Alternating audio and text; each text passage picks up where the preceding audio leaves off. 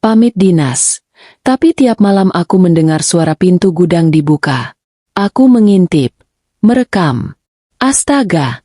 Suamiku keluar dari gudang itu, membetulkan pakaiannya, diikuti adikku sendiri. Semua yang kulihat itu tak terduga. Sebelum ceritanya dimulai, silakan tulis di kolom komentar dari daerah mana saja teman-teman yang menonton cerita ini.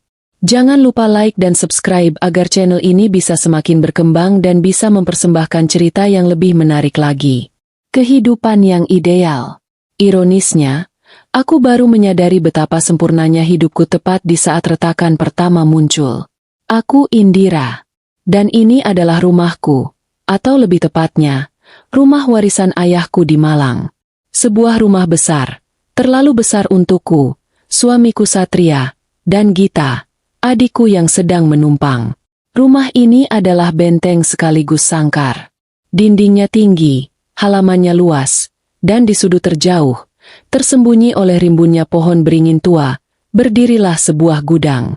Gudang tua yang sudah puluhan tahun tak tersentuh. Ayah dulu menggunakannya untuk menyimpan peralatan kebun dan barang-barang yang tak lagi terpakai. Sekarang, gudang itu hanya berdiri diam, mengunci rahasia apapun yang ada di dalamnya. Suasana sejuk Malang seharusnya menenangkan, tapi tidak malam itu. Pagi itu, semua berjalan seperti biasa. Satria, suamiku, adalah pria sempurna. Setidaknya, itu yang kulihat. Dia tampan, mapan, dan selalu memperlakukanku seperti ratu. Pagi itu, dia mengenakan kemeja biru langit favoritnya. Wangi parfum mahalnya menguar, mengisi ruang makan kami. Aku berangkat, sayang, katanya, sambil mencium keningku. Koper hitamnya sudah berdiri tegak di samping pintu.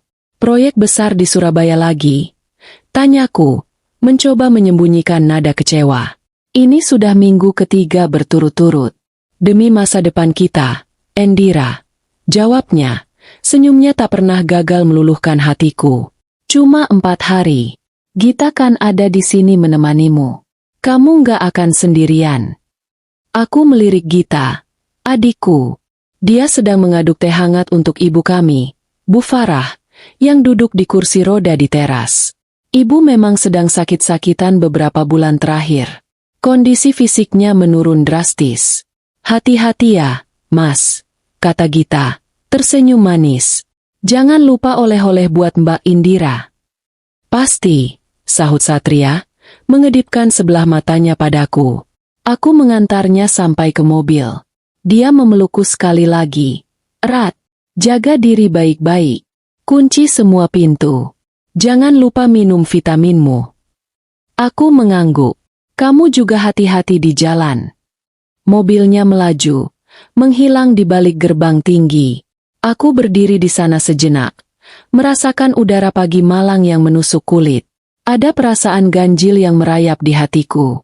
Perasaan yang cepat-cepat ku singkirkan. Aku pasti hanya rindu. Itu saja. Malam menjelang. Gita pamit masuk kamar lebih dulu. Aku capek banget. Mbak, mau istirahat? Iya, Dek. Selamat tidur. Aku memeriksa ibu. Beliau sudah terlelap di kamarnya. Napasnya terdengar teratur. Setelah memastikan semua pintu dan jendela terkunci, aku kembali ke kamarku di lantai 2. Hujan mulai turun. Awalnya rintik, lalu berubah deras, memukul-mukul jendela kaca kamarku. Aku mencoba membaca buku, tapi pikiranku melayang. Rumah ini terasa begitu kosong tanpa Satria. Hanya ada suara hujan dan detak jam dinding di lorong. Sekitar pukul 1 malam, aku terbangun. Bukan karena mimpi buruk, tapi karena suara itu. Nyik, krek. Suara engsel tua yang dipaksa bergerak.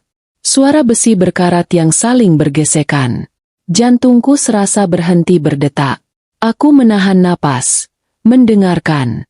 Suara itu datang dari luar. Dari arah gudang. Aku beringsut dari tempat tidur. Kakiku terasa dingin menyentuh lantai marmer. Aku berjalan pelan ke jendela, menyingkap tirai tebal sedikit. Di luar gelap total. Hujan masih deras, menyamarkan pandangan. Tapi aku bisa melihat siluet gudang itu di kejauhan. Berdiri seperti monster hitam yang sedang tidur. Ngii! Suara itu terdengar lagi. Lebih pelan. Seolah pintu itu sekarang sudah terbuka. Darahku berdesir. Siapa di luar sana tengah malam begini? Dalam hujan deras? Membuka gudang yang sudah puluhan tahun tak terpakai? Sebagian diriku ingin berteriak memanggil Gita. Tapi sebagian lagi melarangku. Aku takut. Aku meraih ponselku, berpikir untuk menelepon Satria. Tapi apa yang akan kukatakan? Bahwa aku mendengar suara aneh? Dia pasti akan menganggapku paranoid. Aku mencoba meyakinkan diri. Mungkin itu hanya angin. Ya, angin kencang bisa saja membuat pintu tua itu berdecit, meskipun terkunci. Atau mungkin seekor kucing liar yang besar, mencoba berteduh. Aku kembali ke tempat tidur, menarik selimut hingga menutupi kepalaku. Aku mencoba mengabaikan suara jantungku yang berdebar kencang. Aku mencoba mengabaikan bayangan-bayangan yang menari di sudut mataku. Malam itu, aku tidak bisa tidur. Aku terus mendengarkan. Menggu. Tapi tak ada suara lain selain deru hujan. Saat fajar akhirnya menyingsing, aku baru bisa memejamkan mata, meyakinkan diriku bahwa semua itu hanya imajinasiku. Hanya mimpi buruk yang terbawa oleh sepinya rumah dan derasnya hujan. Aku salah. Itu bukan imajinasi. Dan itu baru permulaan.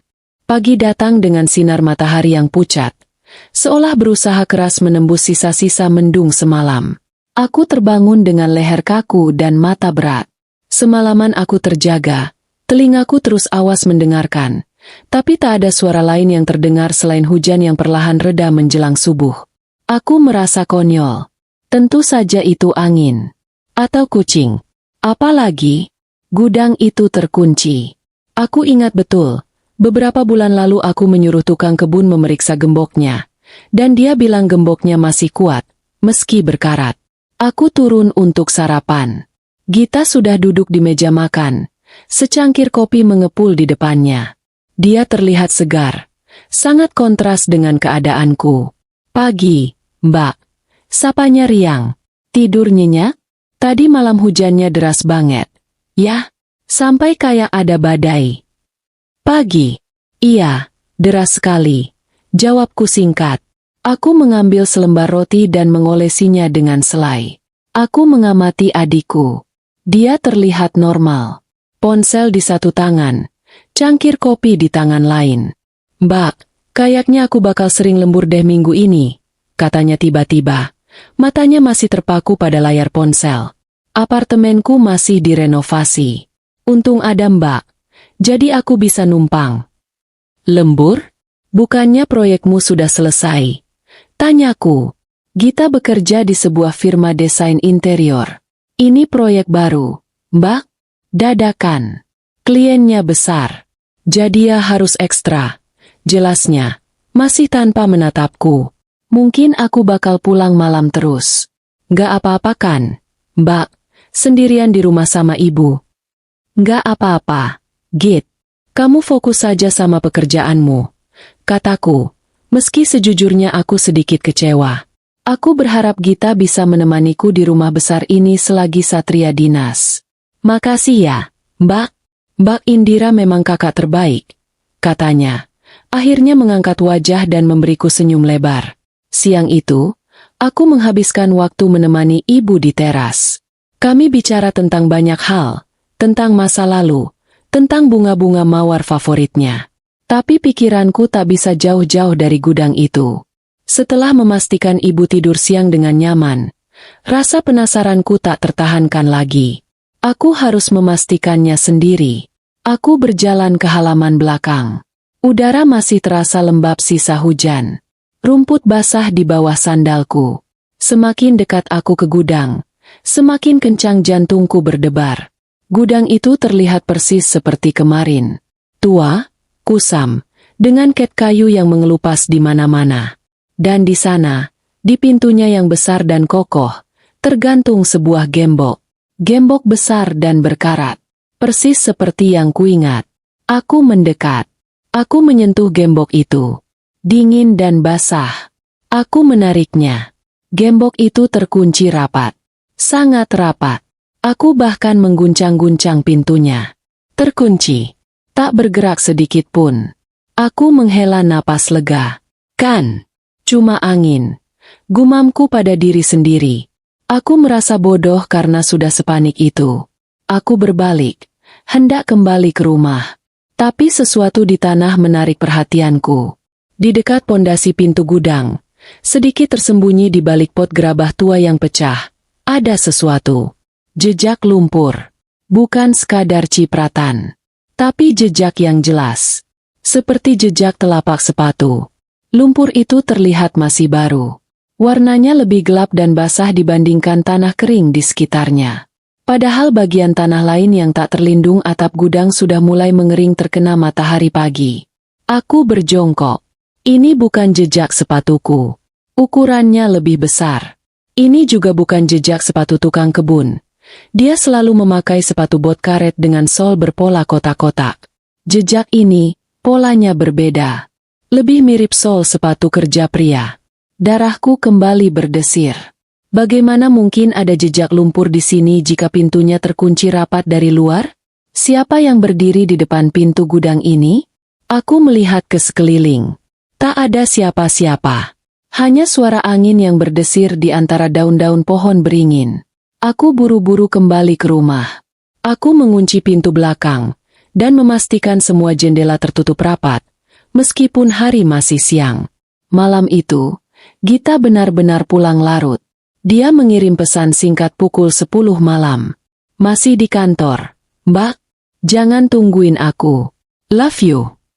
Aku duduk sendirian di ruang tengah. Satria menelepon. Suaranya terdengar lelah. Halo, sayang.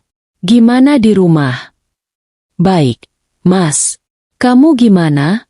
Pekerjaannya lancar. Lancar. Tapi capek banget. Rapat seharian. Ini baru mau istirahat. Katanya. Di latar belakang, aku bisa mendengar suara lalu lintas yang samar. Dia benar-benar di Surabaya. Mas, semalam aku dengar suara aneh.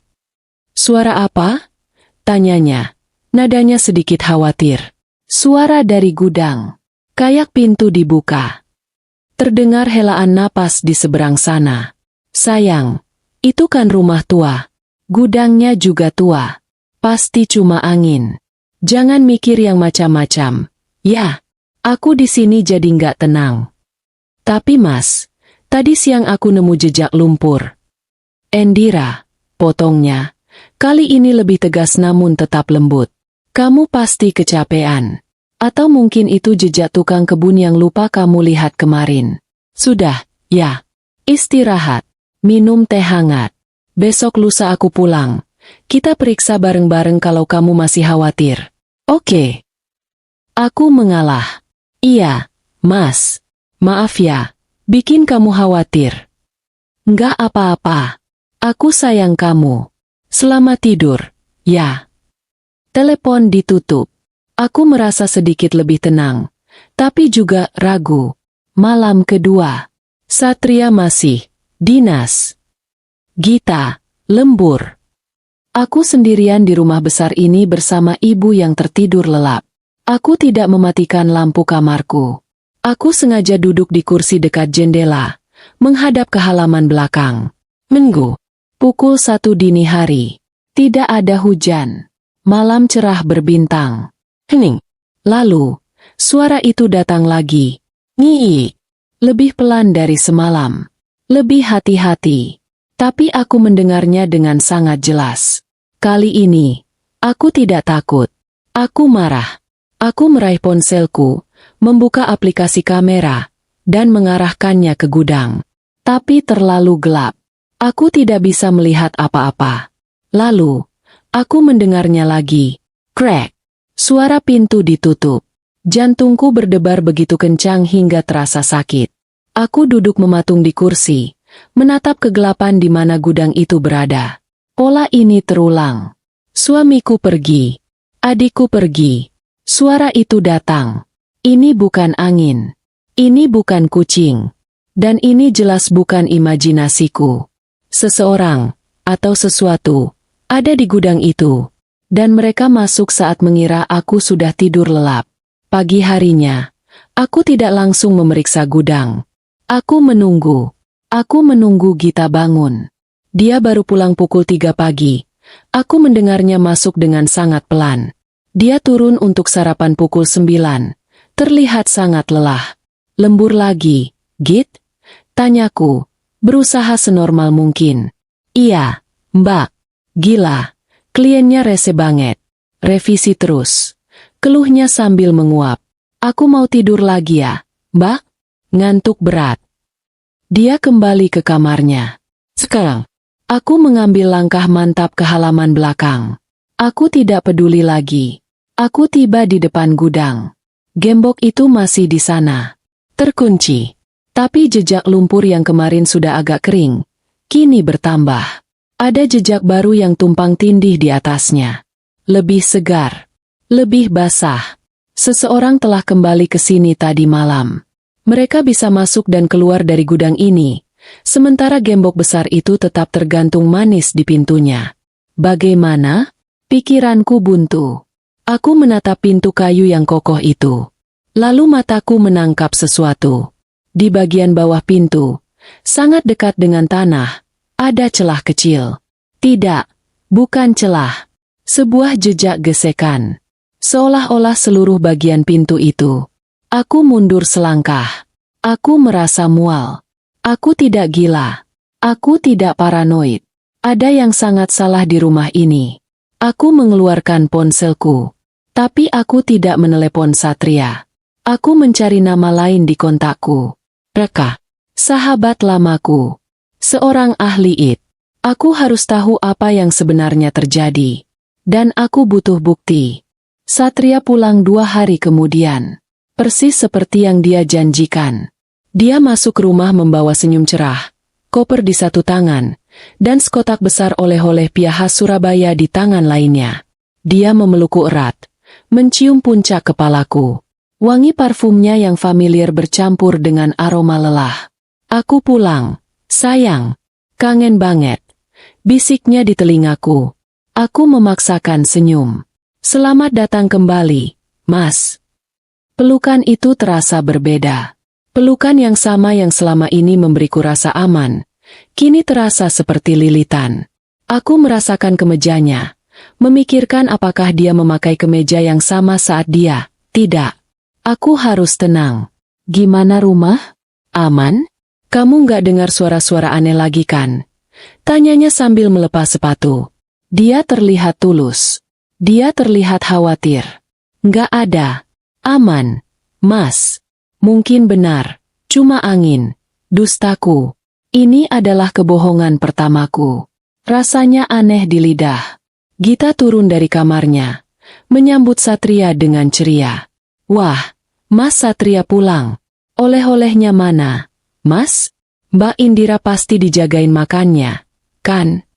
Pasti dong. Ini, buat kamu juga, kata Satria, menyerahkan bungkusan lain pada Gita. Wah, makasih, Mas. Baik banget. Cicit Gita. Aku memperhatikan mereka. Interaksi mereka normal. Sangat normal. Satria bersikap seperti kakak ipar yang baik. Gita bersikap seperti adik ipar yang sopan. Tidak ada tatapan curi-curi. Tidak ada sentuhan yang salah. Tidak ada apa-apa. Justru ketiadaan. Apa-apa. Itulah yang membuatku semakin mual. Mereka aktor yang hebat. Malam itu, saat Satria sedang mandi, aku melakukan sesuatu yang belum pernah kulakukan seumur hidupku.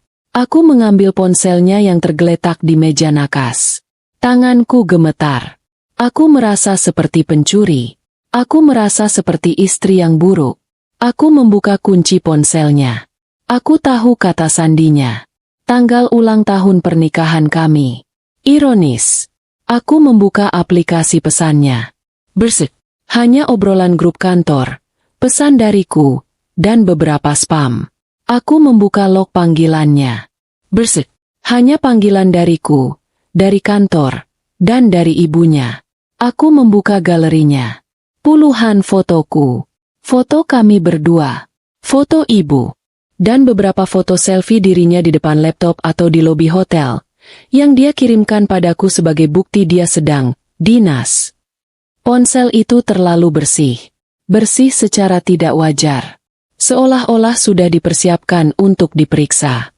Seolah dia tahu aku akan memeriksanya. Atau lebih buruk lagi, dia tidak punya siapa-siapa lagi selain aku. Aku meletakkan kembali ponsel itu tepat saat mendengar suara pintu kamar mandi terbuka. Jantungku serasa mau copot. "Kamu belum tidur?" tanyanya, sambil mengeringkan rambut dengan handuk. "Belum. Nungguin kamu," kataku, berusaha agar suaraku tidak bergetar. Dia tersenyum, lalu duduk di tepi tempat tidur dan menatapku. "Ada yang mengganggu pikiranmu, Indira? Kamu terlihat beda." Aku ingin berteriak. Aku ingin melempar ponsel itu ke wajahnya. "Kamu pembohong." Tapi aku tidak punya bukti. Yang aku punya hanya suara di malam hari, jejak lumpur, dan ponsel yang terlalu bersih. Dia akan bilang aku paranoid. Dia akan bilang aku gila. "Cuma kangen kamu aja," katakulah akhirnya. Dan sedikit cemas sama ibu. Kondisinya kayaknya nggak membaik. Satria menggeser duduknya, merangkulku. "Hei, ibu pasti sembuh. Ada Gita yang bantu jaga. Ada aku. Kita lewati ini sama-sama, ya?" Aku bersandar di bahunya. Rasanya dingin. Keesokan harinya, aku menjalankan rencana konyolku. Aku menelepon ke kantor Satria, berpura-pura ingin mengejutkannya dengan mengirim makan siang. "Selamat siang," dengan resepsionis. "Ada yang bisa dibantu?" "Selamat siang, Mbak. Saya Indira, istri Pak Satria. Saya mau kirim makan siang untuk beliau. Kira-kira beliau ada di ruangannya." Terdengar suara ketikan keyboard. "Oh, Ibu Indira. Mohon maaf, Bu. Pak Satria sedang tidak di kantor. Beliau kan sedang dinas luar kota, Bu. Ke Surabaya. Ada proyek besar di sana. Sudah hampir 3 minggu ini bolak-balik." Darahku mengalir deras ke telingaku. Oh, iya. Saya lupa.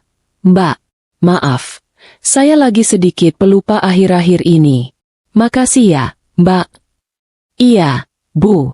Sama-sama." Telepon ditutup. Aku terduduk di sofa. Jadi, kantornya mengonfirmasi. Resepsionis itu bilang dia di Surabaya. Tapi telingaku sendiri mendengar suara di gudang. Mataku sendiri melihat jejak lumpur.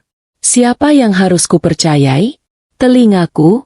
Atau konfirmasi resmi dari kantornya? Aku merasa gila. Benar-benar gila. Aku mulai meragukan kewarasanku sendiri. Mungkinkah aku salah dengar? Mungkinkah jejak lumpur itu memang jejak tukang kebun? Mungkinkah aku begitu kesepian dan paranoid sampai menciptakan skenario pengkhianatan di kepalaku sendiri? Aku menatap diriku di cermin besar di ruang tamu. Wanita di cermin itu terlihat pucat, lelah, dengan mata yang liar. Aku tidak mengenalinya. Gita masih sibuk dengan dunianya. Lembur, menjadi rutinitas barunya. Dia hampir tidak pernah di rumah saat malam hari. Satria, sebaliknya, menjadi suami yang lebih perhatian. Dia lebih sering di rumah, membawakanku bunga, mengajakku makan malam. Seolah-olah dia tahu aku sedang goyah dan berusaha memperbaikinya. Atau seolah-olah dia sedang menenangkanku. Membuatku lengah. Kecurigaan ini menggerogoti aku dari dalam.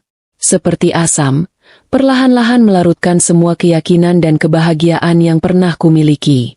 Malam itu, Satria ada di rumah. Kami menonton film di kamar. Gita sedang lembur. Rumah hening. Tidak ada suara ngiik dari gudang. Tidak ada suara engsel berkarat. Hening. Dan keheningan itu adalah jawaban yang kubutuhkan. Pola itu jelas. Suara itu hanya muncul saat Satria, Dinas, dan Gita lembur.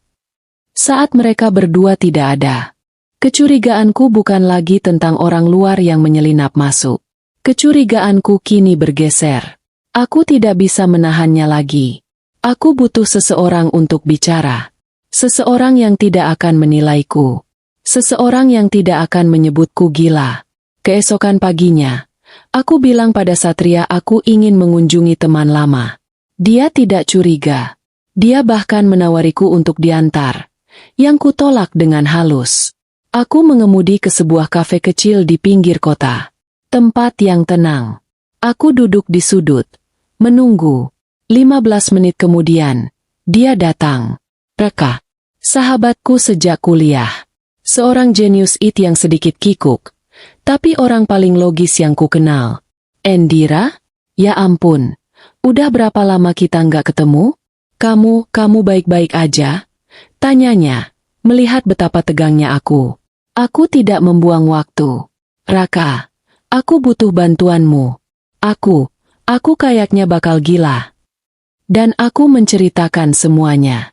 Dari awal, suara gudang, jejak lumpur, pola kepergian Satria dan Gita, ponsel yang bersih, telepon ke kantornya, keheningan saat Satria ada di rumah. Aku menceritakannya seperti orang kesurupan. Suaraku bergetar, tanganku mencengkram cangkir teh dinginku. Raka mendengarkan. Dia tidak memotong. Dia tidak tertawa. Dia hanya mendengarkan dengan saksama. Matanya yang cerdas menilaiku. Ketika aku selesai, aku kehabisan napas. Kamu pasti mikir aku gila, kan? Raka terdiam sejenak. Lalu dia mencondongkan tubuhnya ke depan. Endira, katanya pelan. Dalam duniaku, data tidak pernah bohong. Dan kamu baru saja memberiku banyak sekali data. Data apa? Ini cuma perasaanku. Isaku. Bukan. Itu pola. Katanya tegas. Suara hanya ada saat A dan B pergi. Suara tidak ada saat A ada. Itu adalah sebuah pola yang jelas. Jejak lumpur adalah bukti fisik. Ponsel yang terlalu bersih adalah anomali. Konfirmasi kantor bisa jadi bagian dari skenario. Aku menatapnya. Harapan mulai merayap masuk. Yang kamu butuhkan sekarang bukan keyakinan, lanjut Raka. Yang kamu butuhkan adalah bukti yang tidak terbantahkan. Sesuatu yang objektif. Gimana caranya, K.A.? Raka menatap lurus ke mataku. Kita pasang kamera tersembunyi. Kita rekam gudang itu. Aku menelan ludah.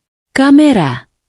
Satu kamera kecil dengan night vision, resolusi tinggi. Pasang di tempat yang punya pandangan jelas ke gudang itu. Jendela kamarmu di lantai 2. Mungkin, kamu bisa pantau langsung dari ponselmu. Dia berhenti sejenak. Ekspresinya berubah serius. Tapi aku harus tanya kamu satu hal, Endira. Dan kamu harus jawab jujur. Apa? Apa kamu siap melihat apa yang mungkin kamu temukan? Karena sekali kamu melihatnya, kamu gak akan bisa pura-pura tidak melihat lagi. Aku memikirkan suamiku yang penyayang. Aku memikirkan adikku yang manis. Aku memikirkan rumahku yang sempurna. Lalu aku memikirkan suara ngiik di tengah malam. Aku harus tahu, K.A.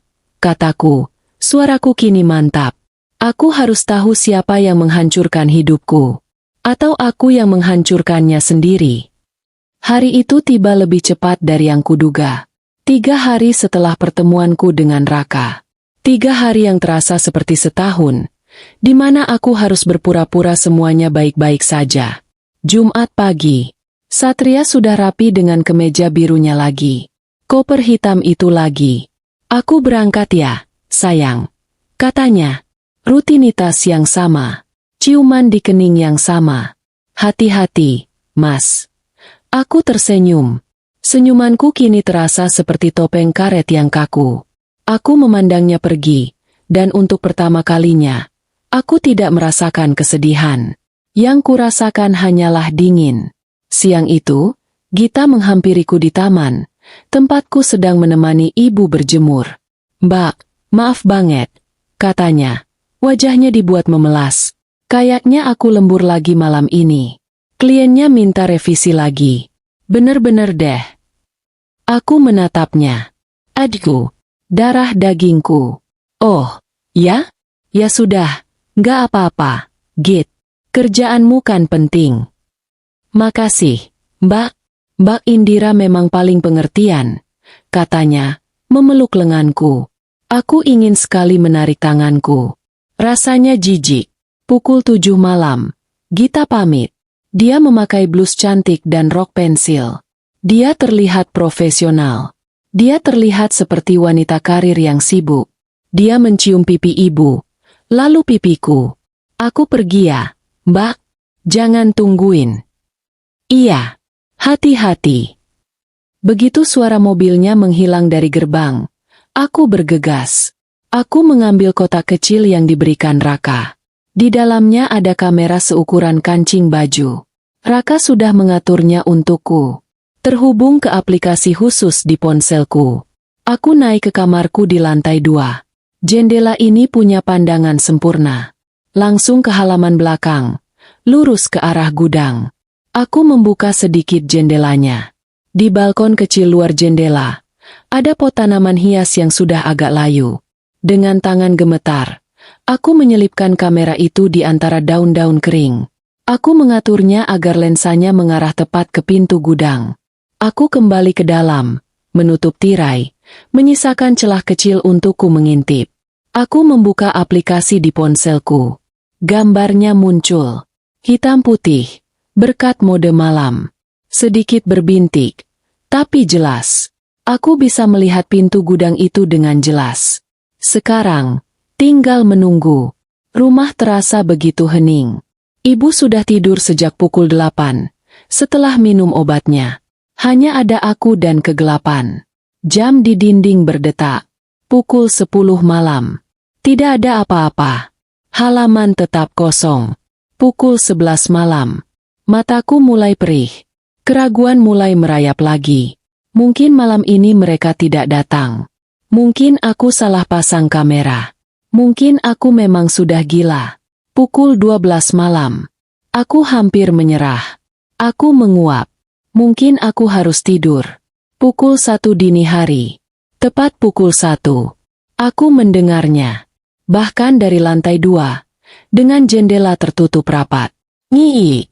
Mataku terbelalak, terpaku pada layar ponsel. Dan di sanalah pintu gudang itu. Pintu yang terkunci rapat dengan gembok besar dari luar. Pintu yang seharusnya tidak bisa dibuka. Bergerak. Pintu itu terbuka. Pelan. Dari dalam. Jantungku berhenti berdetak. Aku menahan napas. Sesosok bayangan keluar dari kegelapan gudang. Seorang pria. Pria itu melangkah keluar ke halaman, ke tempat cahaya bulan yang remang-remang menyentuhnya. Aku tidak perlu melihat wajahnya. Aku kenal postur tubuhnya. Aku kenal cara dia bergerak.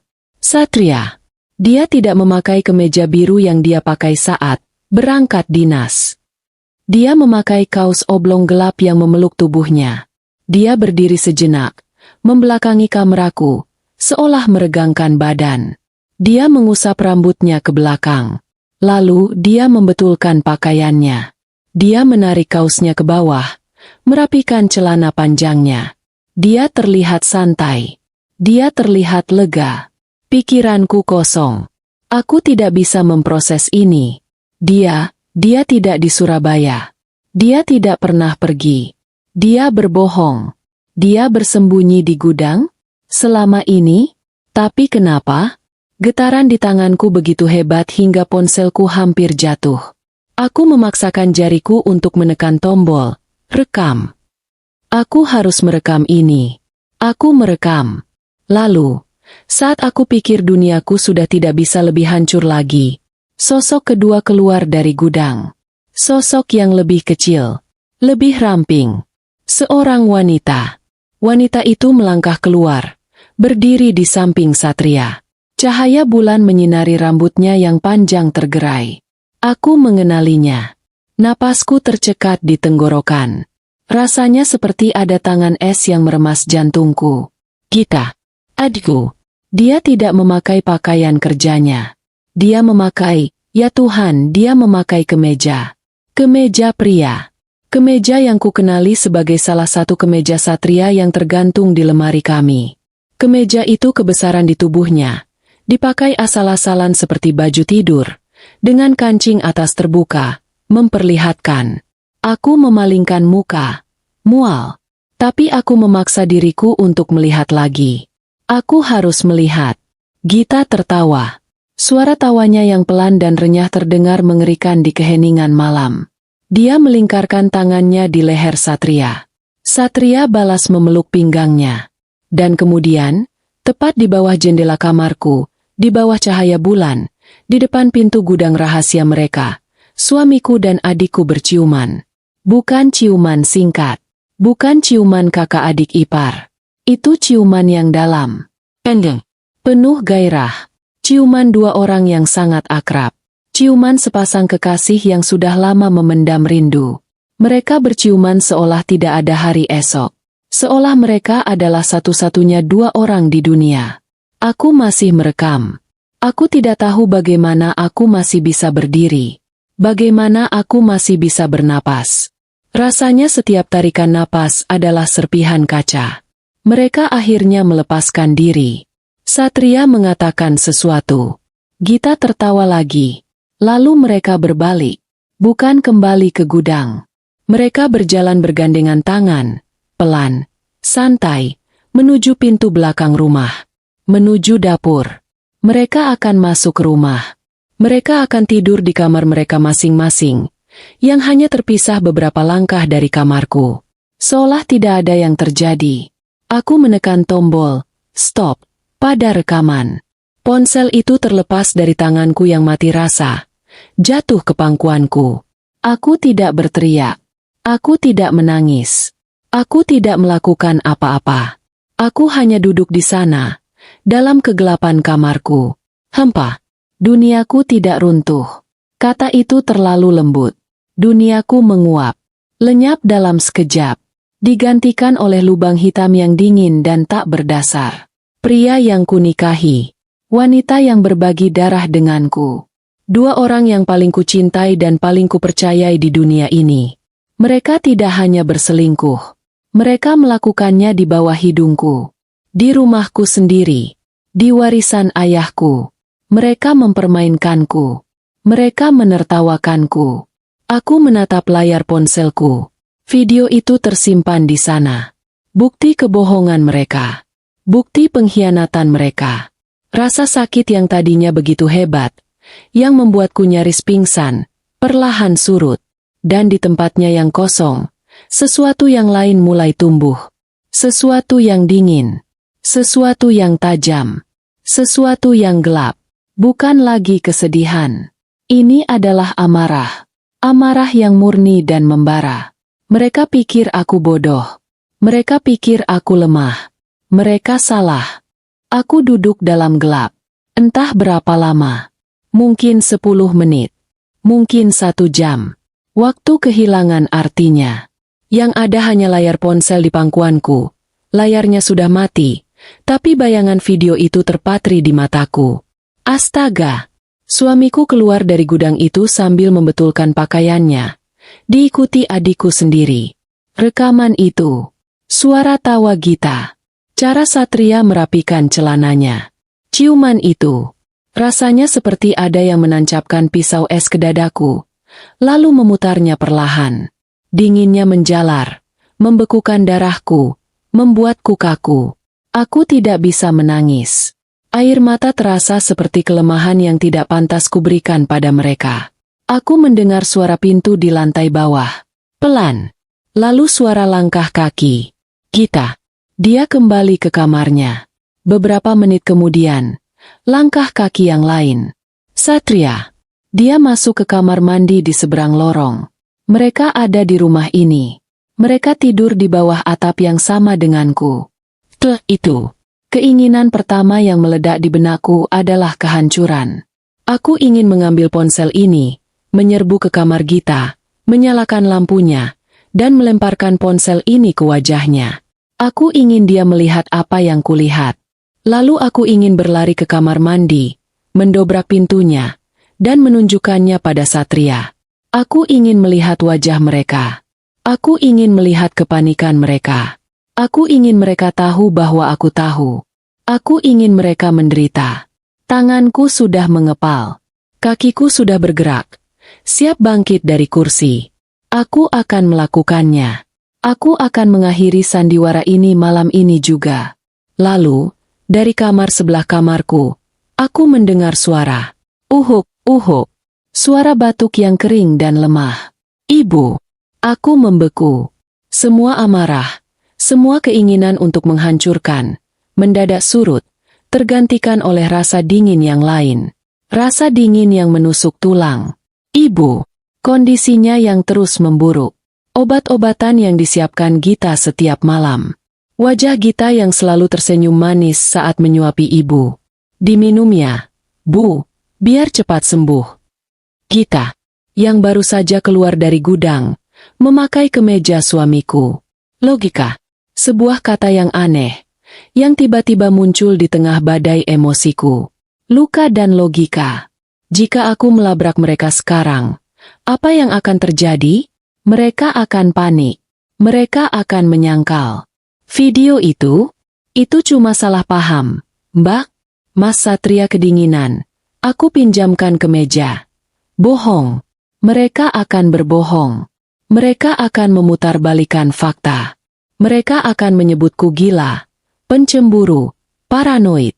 Dan jika ada sesuatu yang lebih besar dari sekadar perselingkuhan murahan, jika batuk ibu ada hubungannya dengan mereka, maka melabrak mereka sekarang adalah hal terbodoh yang bisa kulakukan. Aku akan memberi mereka peringatan. Aku akan memberi mereka waktu untuk menutupi jejak mereka. Aku akan memberi mereka kesempatan untuk apa? Untuk menyelesaikan apapun yang mereka rencanakan. Rasa mual kembali menghantamku. Lebih hebat dari sebelumnya. Ini bukan lagi tentang hati yang hancur. Ini tentang sesuatu yang jauh lebih gelap. Aku menyimpan ponselku. Aku menghapus air mata yang tidak kusadari sudah menggenang di pelupuk mataku. Aku menarik napas dalam-dalam.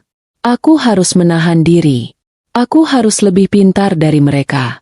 Jika mereka bisa bersandiwara selama ini, maka aku juga bisa.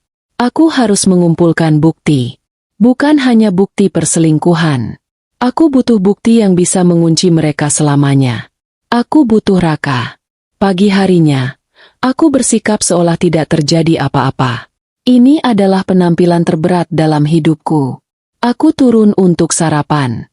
Gita sudah di sana, tersenyum cerah. Pagi, Mbak. Nyenyak tidurnya. Aku ingin sekali menyiram wajahnya dengan kopi panas. Tapi aku hanya tersenyum. Pagi. Lumayan. Kamu semalam pulang jam berapa? Katanya lembur. Dia sedikit tegang. Hanya sepersekian detik. Tapi aku melihatnya. Iya, Mbak. Jam 2 pagi baru sampai. Gila, capek banget. Bohong. Dia pulang pukul 1 lewat sedikit. Bersamaku suamiku. Kasihan, kataku. Suaraku kubuat penuh simpati. Nanti Mbak pijitin, ya? Satria muncul. Sudah rapi dengan pakaian kantor. Bukan pakaian dinas. Dia mencium keningku. Pagi, sayang. Kulitku meremang. Rasanya seperti disentuh ular. Tapi aku memaksakan diri untuk tidak menghindar. Pagi, Mas. Semalam kamu tidur cepat, ya? Mas ketuk pintu kamar. Kamu nggak jawab. Katanya. Jantungku berdebar. Dia mengetuk. Kapan? Oh, ya? Maaf. Mas. Aku capek banget. Langsung tidur. Nggak apa-apa. Dia tersenyum. Hari ini aku ada rapat di kantor pusat. Mungkin pulang agak sore. Kamu nggak apa-apa di rumah? Nggak apa-apa. Kataku. Sempurna. Setelah mereka berdua pergi, Satria ke kantor sungguhan, Gita ke pekerjaan sungguhannya. Aku segera menelepon Raka. Aku sudah dapat rekamannya, kataku begitu dia mengangkat telepon. Suaraku datar. Hening sejenak di seberang sana. Seburuk itu. Lebih buruk. Temui aku di tempat kemarin. 1 jam lagi. Aku menunjukkan video itu padanya di kafe yang sepi. Aku tidak melihat layarnya. Aku tidak sanggup. Aku hanya memperhatikan wajah Raka.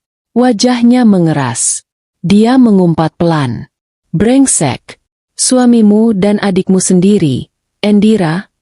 Aku mengangguk, menelan ludah yang terasa pahit. Itu baru setengahnya. Maksudmu?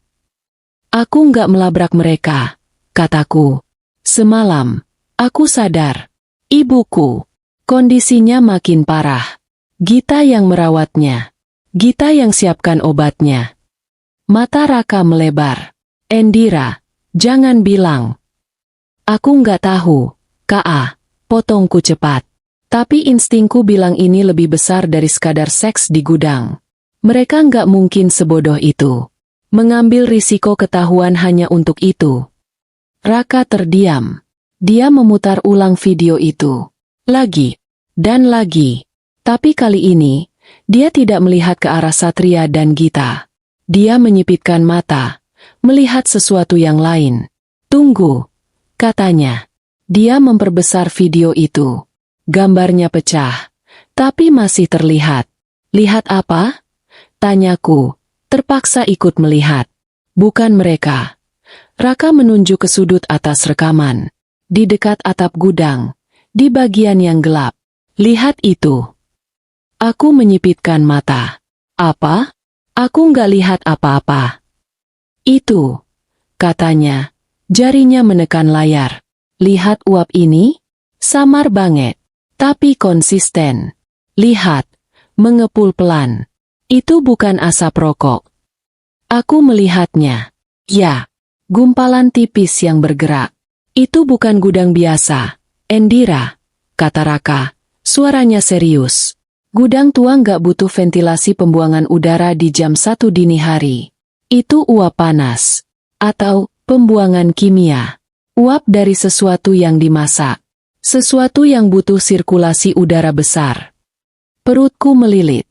Mereka bukan cuma berselingkuh di sana, Endira, lanjut Raka, menatap lurus ke mataku. Mereka melakukan sesuatu di sana. Sesuatu yang disembunyikan di bawah tanah. Dia benar. Instingku benar. Apa yang harus kulakukan, Ka? Bisikku. Kamu harus masuk ke sana, katanya. Kamu harus tahu apa yang ada di bawah gudang itu. Tapi kamu harus melakukannya dengan sangat hati-hati. Mereka pikir kamu bodoh.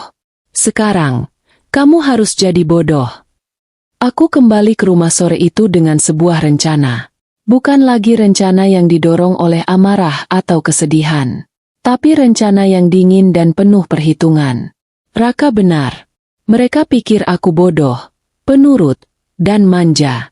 Baik, aku akan memberi mereka apa yang mereka inginkan. Sandiwara dimulai saat makan malam. Satria pulang, mengeluh tentang rapat yang panjang. Aku menyambutnya dengan senyum. Aku membawakannya minum. Aku memijat bahunya.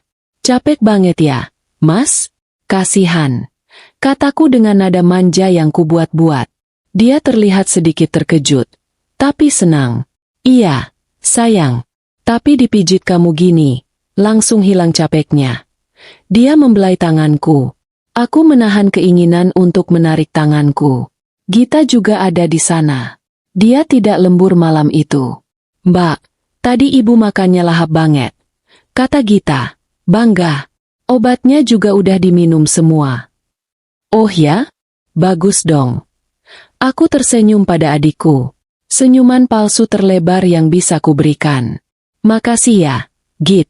Kamu emang adik paling hebat. Mbak nggak tahu deh gimana kalau nggak ada kamu. Gita tersipu. Ah, Mbak, bisa aja.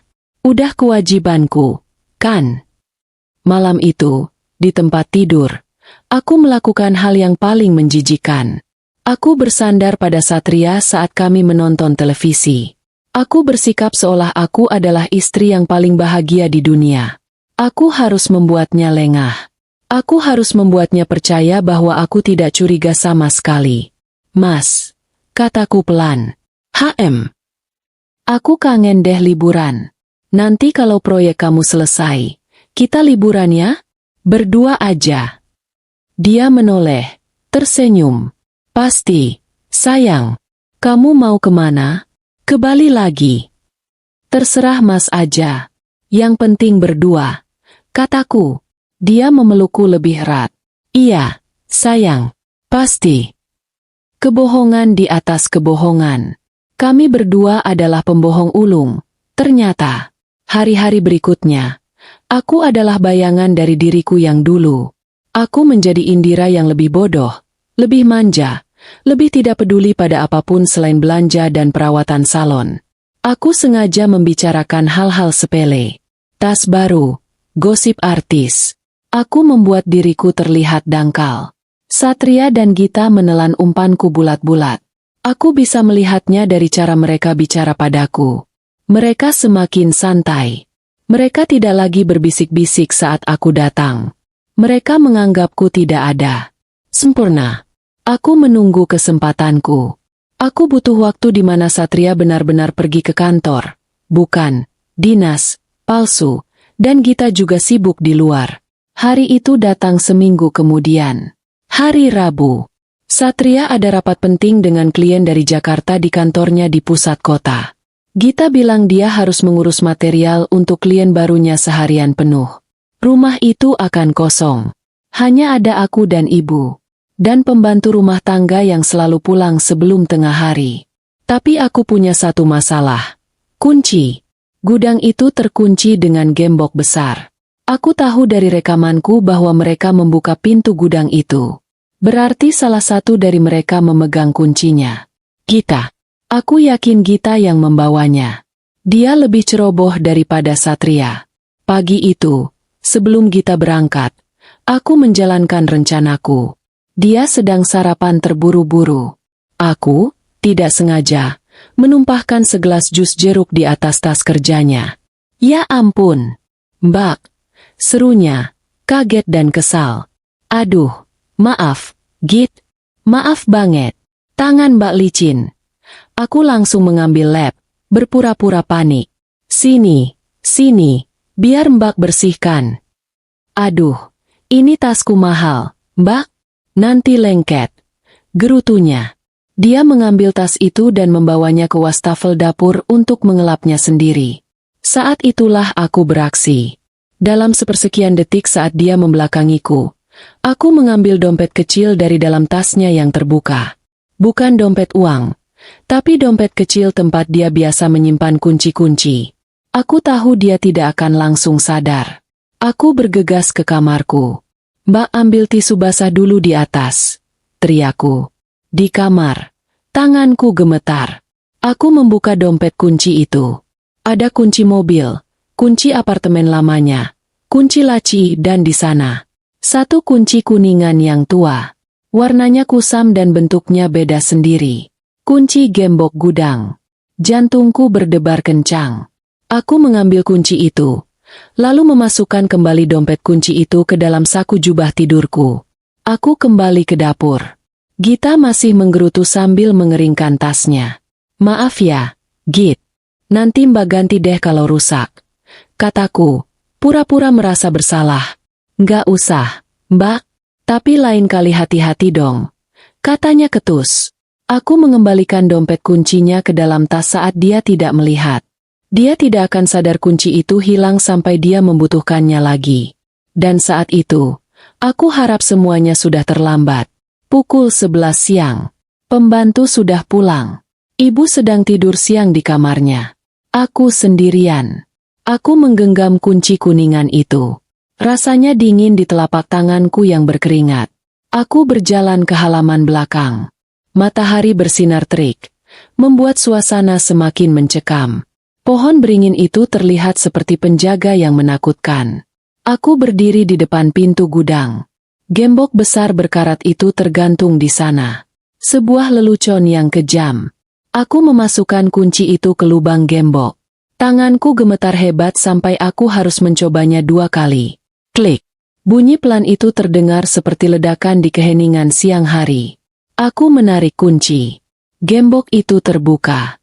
Aku melepaskan gembok itu dari kaitnya. Berat. Sekarang, pintunya. Aku menarik gagang kayu yang sudah lapuk itu. Pintunya berat. Aku harus menggunakan seluruh kekuatanku. Ngii. Suara engsel yang sama persis seperti yang kudengar di malam hari. Kali ini, aku yang membuatnya. Pintu itu terbuka. Udara di dalam gudang langsung menerpaku. Bau debu yang pekat, bau kayu lapuk, bau apek, dan sesuatu yang lain. Bau samar yang tajam. Bau bahan kimia. Gelap. Meskipun di luar terang, di dalam sini sangat gelap. Mataku butuh beberapa saat untuk beradaptasi. Aku melangkah masuk.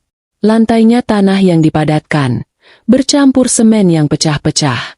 Di sekelilingku ada tumpukan barang-barang lama milik ayahku. Perabot tua yang ditutupi kain putih, kardus-kardus yang sudah lapuk, peralatan kebun yang berkarat. Aku menyalakan senter dari ponselku. Aku berjalan pelan, menyusuri ruangan. Debu di mana-mana. Sarang laba-laba. Tidak ada tanda-tanda kehidupan. Tapi uap itu, rekaman raka. Pasti ada sesuatu di bawah tanah. Aku mencari. Mataku menyapu setiap sudut. Di mana mereka menyembunyikannya? Di sudut terjauh. Di balik tumpukan kardus-kardus besar yang ditumpuk tidak beraturan, aku melihatnya. Kardus-kardus itu menutupi sesuatu. Tapi ada celah kecil. Jantungku berdebar. Aku mulai memindahkan kardus-kardus itu. Berat. Isinya entah apa. Aku tidak peduli. Aku melemparnya satu persatu. Dan di sanalah. Setelah kardus terakhir kupindahkan, aku melihatnya. Bukan pintu, tapi sebuah karpet tua yang kotor, tergeletak di lantai. Karpet itu salah, terlalu bersih untuk ada di gudang ini. Debunya hanya di permukaan, tidak meresap. Aku berjongkok. Aku menarik karpet itu. Di bawahnya, di lantai semen, ada sebuah pintu. Pintu perangkap. Sebuah pegangan logam yang rata dengan lantai. Ini dia. Bekas ruang penyimpanan anggur ayahku. Aku ingat sekarang. Ayah pernah bilang dia membuatnya tapi tidak pernah dipakai. Satria dan Gita telah menemukannya. Dan memodifikasinya. Tanganku gemetar saat menyentuh pegangan logam itu. Dingin. Aku menariknya. Pintu itu berat. Tapi engselnya baru. Terawat. Tidak seperti pintu gudang di luar. Pintu itu terbuka dengan mulus tanpa suara. Dari lubang yang menganga di lantai, udara dingin menyembur keluar. Bau bahan kimia itu kini semakin kuat. Bercampur dengan bau parfum Gita. Tangga kayu curam terlihat menurun ke kegelapan total. Aku telah menemukan sarang mereka. Sekarang, aku hanya perlu memberanikan diri untuk turun. Aku berdiri di ambang kegelapan. Pegangan logam itu terasa dingin di telapak tanganku yang basah oleh keringat. Bau itu, bau kimia yang tajam, bercampur dengan aroma apek rubanah, dan, ya Tuhan, aroma manis yang samar. Parfum Gita. Perutku bergejolak.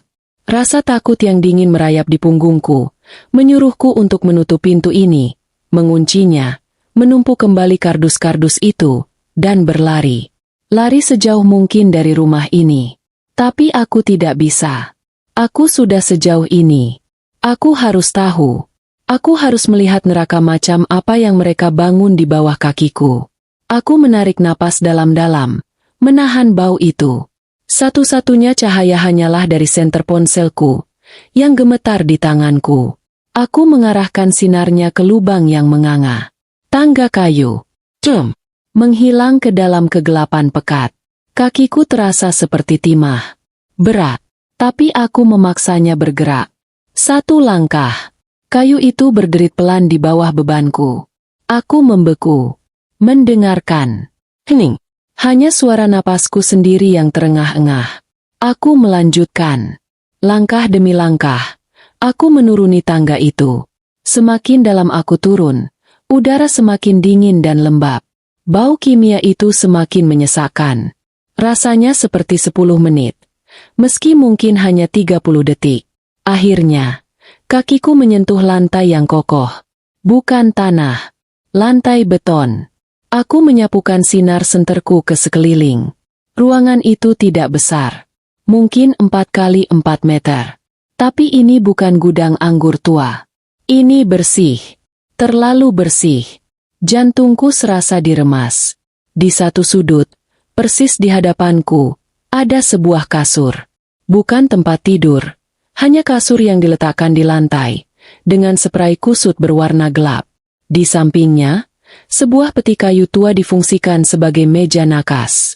Di atasnya 2 gelas anggur yang ternoda, dan sebotol anggur yang setengah kosong. Di lantai dekat kasur, teronggok pakaian. Aku tidak perlu melihatnya dari dekat. Aku mengenali kemeja flanel kotak-kotak itu. Kemeja satria. Kemeja yang sama dengan yang dipakai Gita di rekaman videoku. Rasa mual itu kembali, membakar tenggorokanku. Ini adalah sarang mereka. Tempat mereka bercinta. Tempat mereka menertawakanku. Aku memalingkan muka, memaksakan diriku untuk tidak muntah. Amarah memberiku kekuatan. Ini bukan yang terburuk. Aku tahu. Aku mengarahkan senterku ke bagian lain ruangan. Dan di sanalah sumber dari uap yang dilihat Raka. Sumber dari bau kimia itu. Ini bukan lagi ruang bawah tanah ayahku. Ini adalah laboratorium. Laboratorium mini yang fungsional dan mengerikan. Di sepanjang dinding seberang, berjajar meja-meja stainless steel. Di atasnya tertata rapi peralatan yang tidak seharusnya ada di sini. Gelas-gelas ukur, tabung reaksi, pembakar bunsen, timbangan digital yang presisi, dan sebuah mesin aneh yang berdengung pelan, mungkin semacam alat pencampur atau pengemas. Di dinding, ada rak. Rak itu penuh dengan botol-botol kecil yang seragam. Ratusan. Semuanya sudah disegel, siap kirim. Di sudut lain, ada karung-karung putih, tanpa merek. Hanya kode-kode aneh tertulis di sisinya. Bahan baku. Aku mendekati salah satu meja. Di sana tergeletak sebuah laptop yang terbuka. Layarnya hitam. Di sampingnya, tumpukan stiker label. Aku mengambil satu. Mataku menyipit dalam cahaya senter yang redup. Langsing instan. Formula herbal super. Teruji dan aman. Di bawahnya, ada nama perusahaan. Nama yang membuat darahku membeku. Pharma Jaya Mandiri. Nama itu adalah nama cikal bakal perusahaan farmasi ayahku. Nama yang sudah lama tidak dipakai. Puluhan tahun sebelum ayah membangun perusahaan utamanya. Mereka mencatut nama lama keluargaku. Mereka menggunakan warisanku untuk memproduksi. Aku mengambil salah satu botol yang sudah jadi dari rak. Obat diet ilegal berbahaya yang sedang viral, kata Raka. Ini dia. Mereka membuatnya di sini. Di bawah rumahku. Mereka tidak hanya mengkhianatiku. Mereka meracuni orang lain demi uang. Aku gemetar hebat. Tapi bukan karena takut. Ini adalah kemarahan yang begitu murni, begitu panas, hingga rasanya membakar kulitku. Aku harus pergi. Aku harus menelepon polisi. Tapi, ibuku, sesuatu masih belum pas. Ini besar. Ini kejahatan serius. Tapi, kenapa ibuku? Kenapa aku? Mataku tertuju pada laptop itu lagi. Di sampingnya, bukan hanya stiker. Ada buku catatan spiral. Buku catatan biasa yang bisa dibeli di toko mana saja. Tanganku yang gemetar meraihnya. Aku membukanya. Halaman pertama penuh dengan angka. Perhitungan. Formula. Gram. Mililiter. Margin keuntungan. Nama-nama distributor. Aku membalik halaman. Dan di sanalah. Judul di halaman baru itu ditulis dengan spidol merah. Jurnal eksperimen. Di bawahnya, ada 2 subjudul. Subjek F dan Subjek I. Aku tidak perlu berpikir. Aku tahu. F untuk Farah. Ibuku. I untuk Indira. Aku. Jantungku seperti berhenti berdetak. Aku membaca. Hari 1. Subjek F dosis 0,2 mg, arsen. Dicampur dalam teh malam. Efek. Tidak ada yang terlihat. Subjek tidur seperti biasa. Hari 3. Subjek I dosis 0,1 mg, arsen. Dicampur dalam vitamin pagi. Efek. Subjek mengeluh pusing ringan. Dianggap kelelahan. Sempurna. Hari 5. Subjek F dosis dinaikkan 0,4 mg. Efek. Mual ringan di pagi hari. Batuk kering. Gita melaporkan subjek F mengira ini hanya masuk angin biasa. Hari 10. Subjek I dosis 0,2 mg. Efek. Letargi. Subjek terlihat pucat dan kurang tidur. Satria berhasil meyakinkan subjek bahwa dia hanya stres. Aku terus membaca. Halaman demi halaman. Tulisan tangan yang rapi. Aku tidak tahu itu tulisan Satria atau Gita, tapi itu tidak penting. Merinci dengan dingin bagaimana mereka meracuniku dan ibuku. Pelan. Perlahan. Dosis rendah yang konsisten. Tujuannya jelas. Mereka tidak hanya ingin aku sakit. Mereka tidak hanya ingin ibu sakit. Di halaman terakhir, ada sebuah rencana. Sebuah garis waktu. Target kematian subjek F. Tanggal, sebulan dari sekarang. Penyebab, gagal jantung. Alami. Target kematian subjek I. Tanggal, 3 bulan dari sekarang. Penyebab, gagal ginjal. Alami. Aset terkonsolidasi. Semua warisan jatuh ke Gita sebagai satu-satunya ahli waris yang tersisa setelah Satria menikahinya. Rencana 2 tahun berhasil. Aku menjatuhkan buku itu. Buku itu jatuh ke lantai dengan suara blap yang pelan, tapi di telingaku itu terdengar seperti ledakan. Mereka akan membunuhku. Mereka akan membunuh ibuku. Ini bukan hanya tentang perselingkuhan. Ini bukan hanya tentang uang. Ini adalah rencana pembunuhan berencana yang keji, dingin, dan sudah berjalan berbulan-bulan. Rasa takut itu hilang. Lenyap. Yang tersisa hanyalah es. Aku harus keluar dari sini. Tapi aku tidak bisa pergi dengan tangan kosong. Jurnal itu. Aku harus mengambilnya. Bodoh. Jika aku mengambilnya, mereka akan tahu saat mereka kembali. Mereka akan panik. Mereka akan kabur. Atau lebih buruk, mereka akan mempercepat rencana mereka. Aku harus mengembalikannya. Tapi aku butuh bukti. Ponselku. Aku memotret. Halaman demi halaman. Tanganku tidak lagi gemetar. Aku fokus. Setiap entry. Setiap dosis. Setiap rencana tanggal kematian. Aku memotret label obat diet itu. Aku memotret karung-karung bahan baku. Aku memotret tumpukan botol. Lalu aku melihatnya. Di sebelah laptop. Sebuah hard disk eksternal kecil. Bukti kunci. Kata Raka.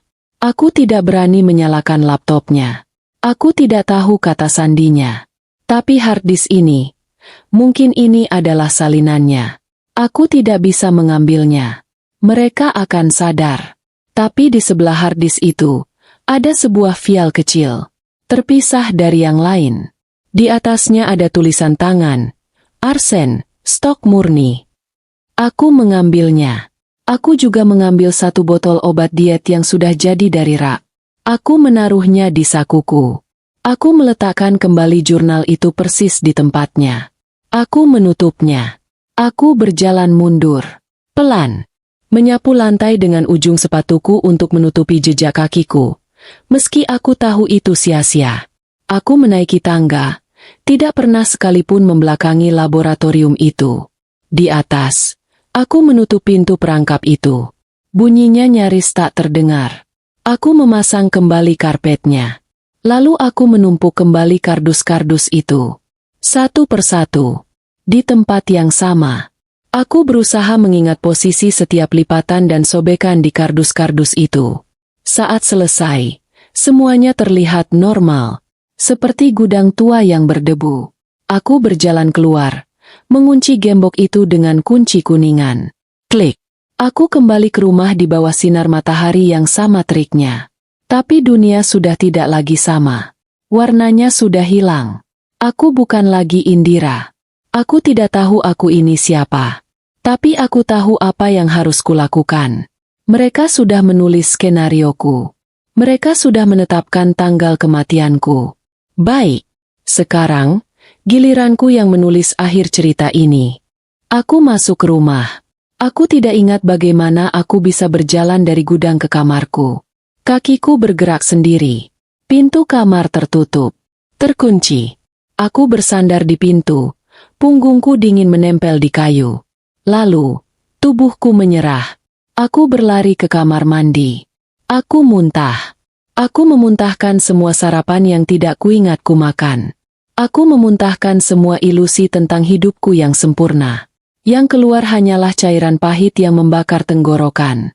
Aku terduduk di lantai kamar mandi yang dingin. Gemetar. Aku menatap dua benda di tanganku. Satu botol obat diet palsu.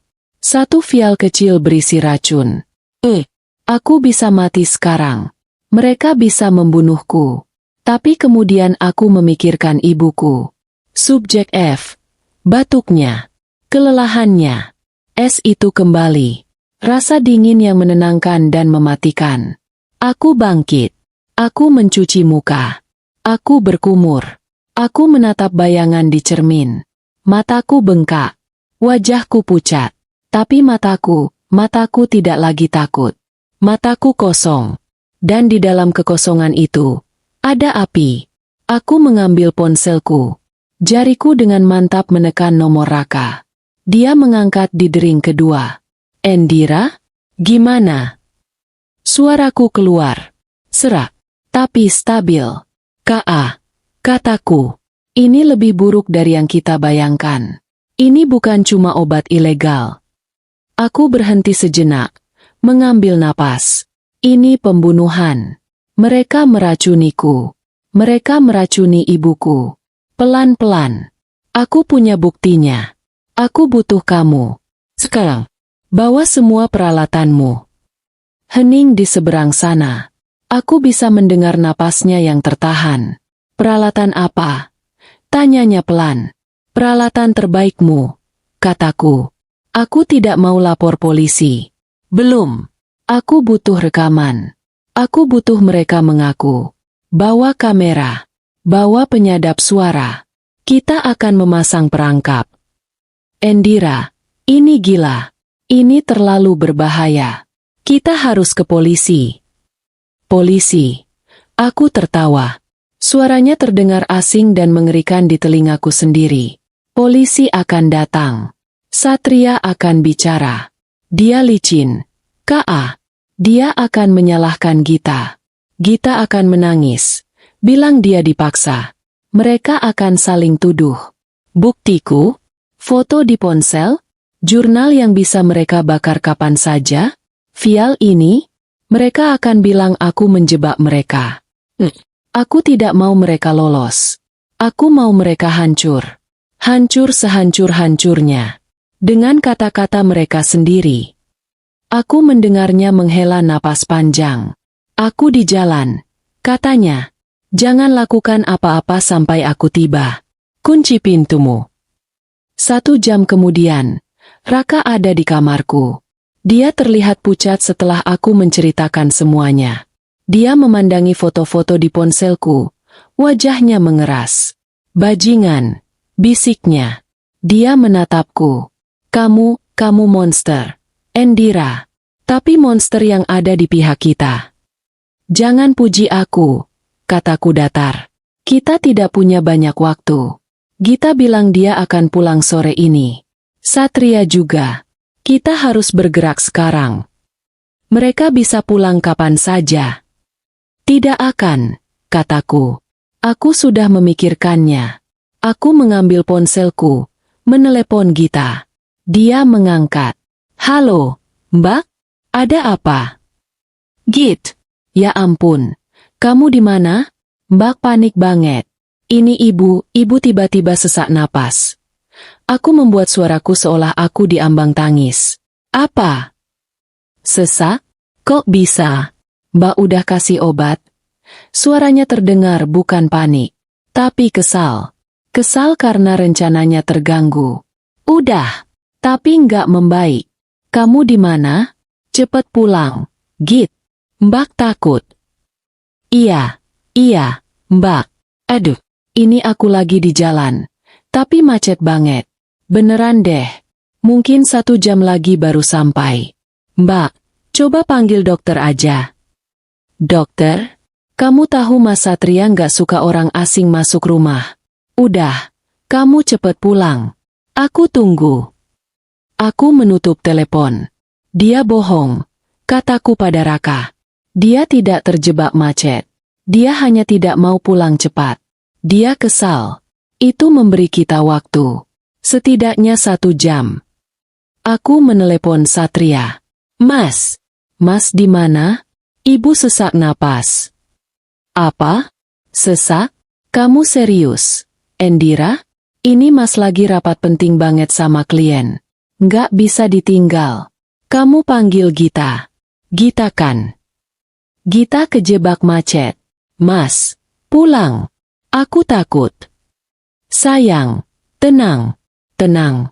Suaranya yang menenangkan, yang dulu kupuja, kini membuatku ingin muntah. Ibu itu mungkin cuma kaget. Coba kasih minum air hangat. Mas janji, selesai rapat ini, Mas langsung pulang, ya? Nggak akan lama.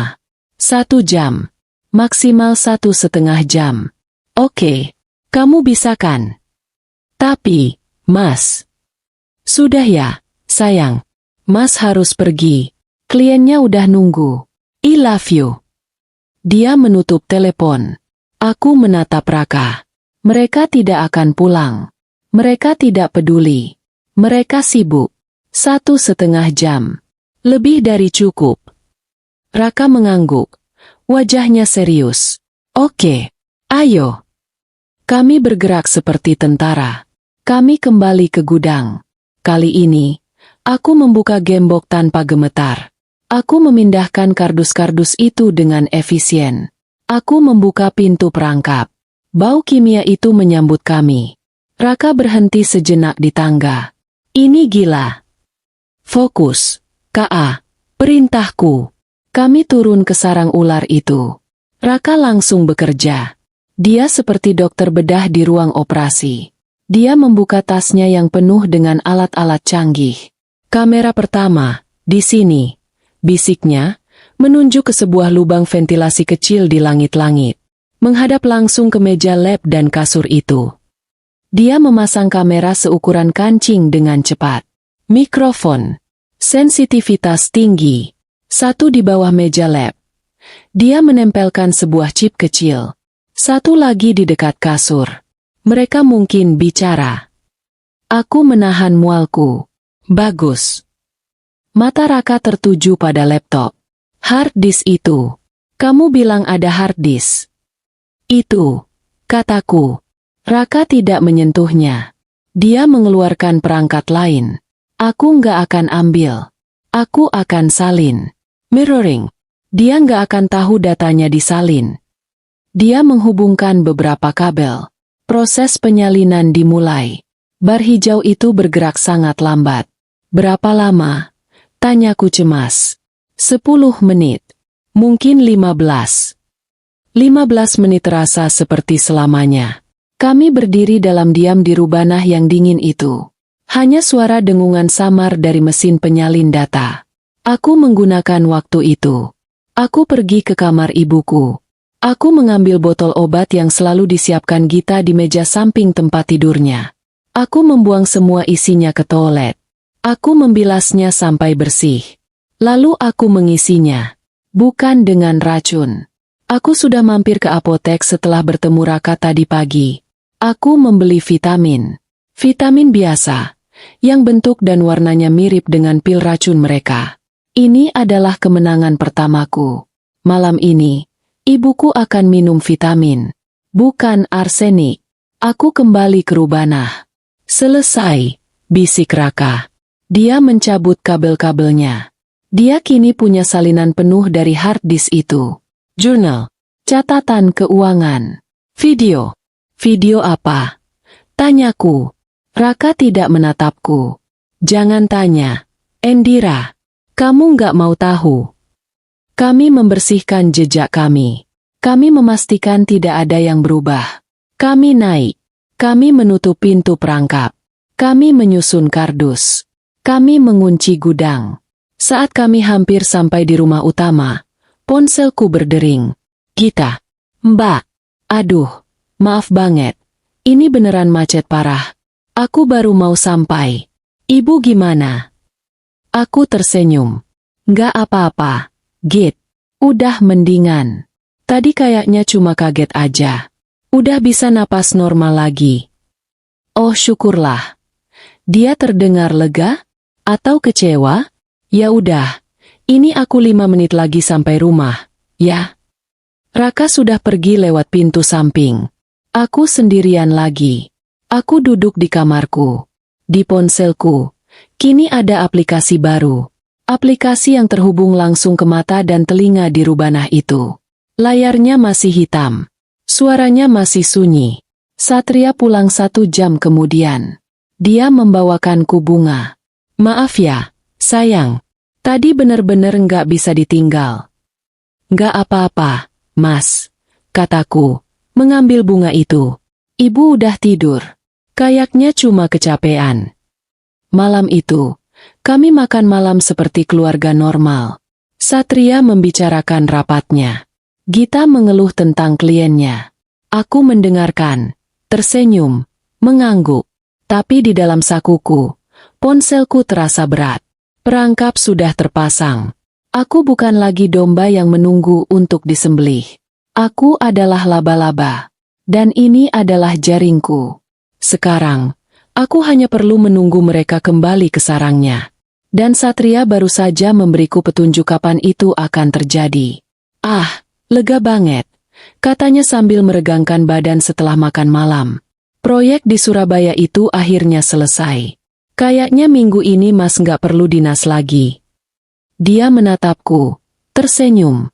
Lalu dia menatap Gita. Tapi minggu depan, ada proyek baru. Besar. Di luar kota lagi. Gita tersenyum kecil. Semoga sukses ya, Mas. Ya, minggu depan. Dinas. Terakhir mereka. Seminggu itu terasa seperti neraka yang beku. Aku menjalani hari-hariku dalam sandiwara yang paling sempurna.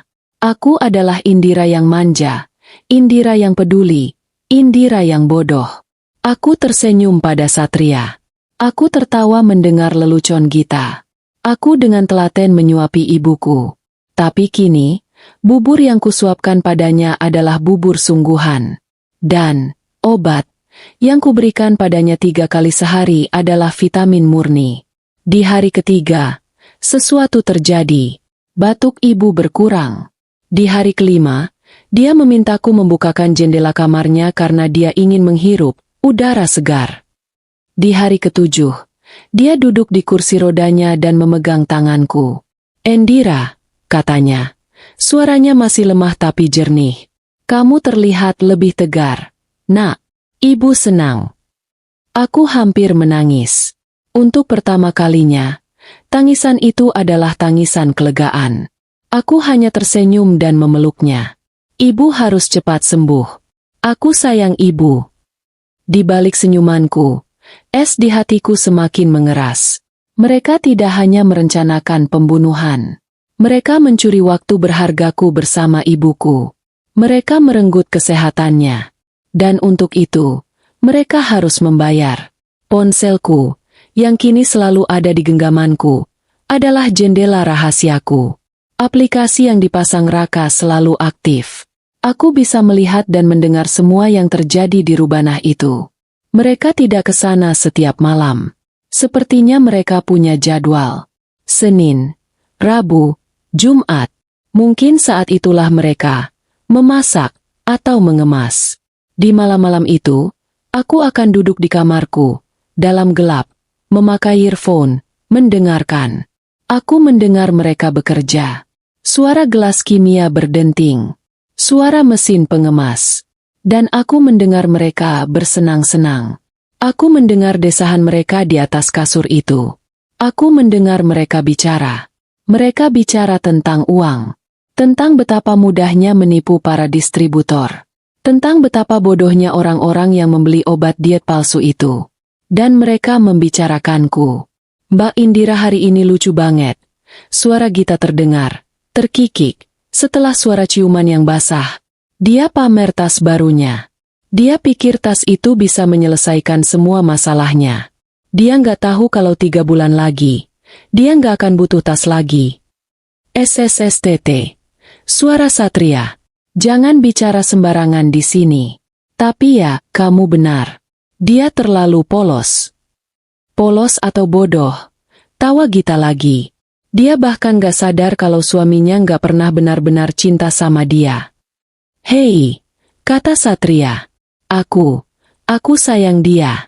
Dulu, sebelum aku sadar apa yang sebenarnya kuinginkan. Sebelum aku sadar kamu.